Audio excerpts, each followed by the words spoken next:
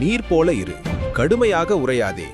எந்த தடையை சந்தித்தாலும் அதன் வடிவத்தை ஏற்றுக்கொள்ளும் நீர் போல உன் மனமும் அமைந்து திடமானதாயோ மென்மையானதாயோ வேளையில் வேளையாக மாற்றமடைந்த வடிவில் செயல்பட வேண்டும்.